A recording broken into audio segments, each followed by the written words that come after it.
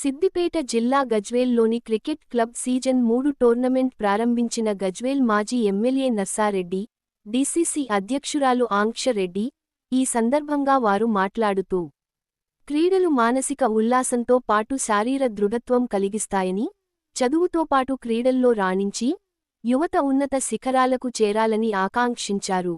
గజ్వేల్లో cricket club season 3 నిర్వాహకులను అభినందించారు. క్రికెట్లో రాణించి గజ్వేల్ పేరును నిలబెట్టాలని క్రీడాకారులకు సూచించారు.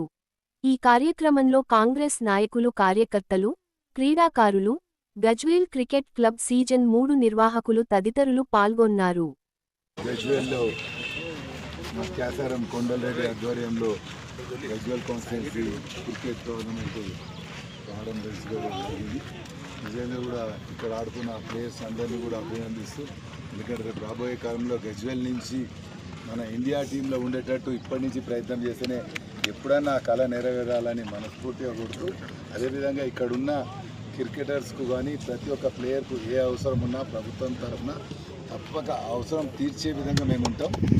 ఎందుకంటే ఎడ్యుకేషన్ ఒకటి, స్పోర్ట్స్ ఒకటికి రేవంత్ రెడ్డి గారు ఎక్కువ అవకాశం ఇస్తారు. వాళ్ళని ఎంకరేజ్ చేయాలి, మనం ప్రపంచ దేశాలతో పోటీ పడాలి అనే ఆలోచన ఇప్పుడున్న మా కాంగ్రెస్ ప్రభుత్వం చేస్తుంది. కాబట్టి ఇక్కడ లోకల్గా ఏ ఆట మీద వాళ్ళకి ఆసక్తి ఉందో వాళ్ళందరినీ కూడా మేము ప్రోత్సహించేందుకు సిద్ధంగా ఉన్నాం.